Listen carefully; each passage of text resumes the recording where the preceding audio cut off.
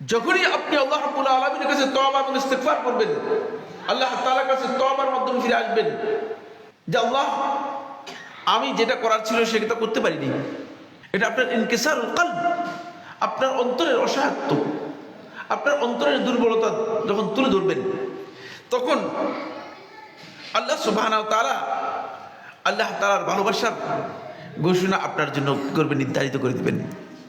আল্লাহ রাব্বুল আলামিন সূরাতুল বাকারায় 222 নম্বর আয়াতের মধ্যে বলেন, ইন্নাল্লাহা ইউহিব্বুত তাওয়াবিন ওয়া ইউহিব্বুল মুতাতাহহিরিন। আল্লাহ তাআলা যারা আল্লাহর কাছে তওবা করবে, তওবা এবং ইস্তিগফার যারা তাদেরকে করে, তাদেরকে আল্লাহ রাব্বুল আলামিন কি করেন?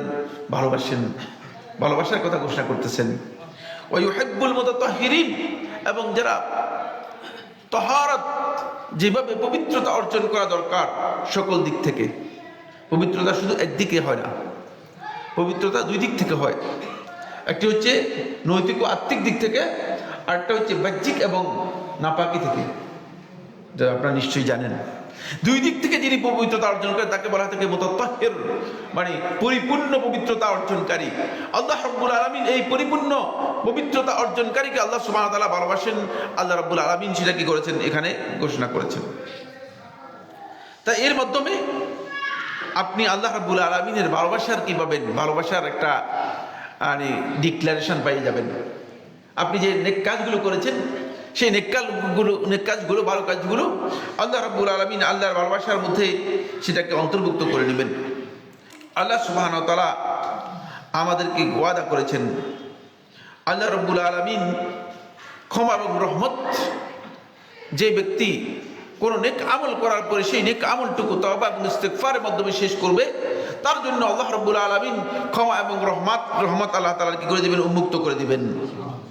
আল্লাহ রাব্বুল আলামিন কোরআনে কারীমে সূরাতুল আরাফ 153 নম্বর আয়াতের মধ্যে বলেছেন, ওয়াল্লাযীনা আমিলুস সাইয়্যাতি সুম্মা তাবু মিন বা'দিহা, যারা কোনো গুনাহ করে ফেলে, কোনো অপরাধ করে ফেলে, তারপরে যখন সুম্মা তাবু মিন বা'দিহা, তারপরে সাথে সাথেই আল্লাহ তাআলার কাছে ইস্তিগফার করে, তওবা করে, আল্লাহ তাআলার কাছে ক্ষমা প্রার্থনা করে এবং আল্লাহ রাব্বুল আলামিনের কাছে ফিরে আসি, প্রত্যাবর্তন করে, ওয়া আমানু, এবং ঈমান, আবার নিজের ঈমানটাকে, মানে এরা ঈমানদার, কিন্তু ও আমানু, তারা নিজের ঈমানটাকে আরো কি করে? শক্তিশালী করে, অথবা ঈমানটাকে তারা নতুন নবায়ন করে নেয়, রিনিউ করে নেয়।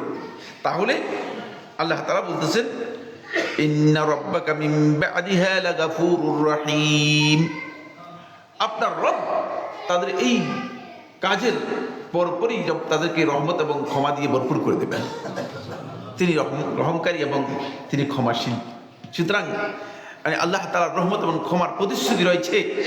যে ব্যক্তি ভালো কাজকে কমপ্লিট করবে, শেষ করবে তওবা এবং ইস্তিগফারের মাধ্যমে।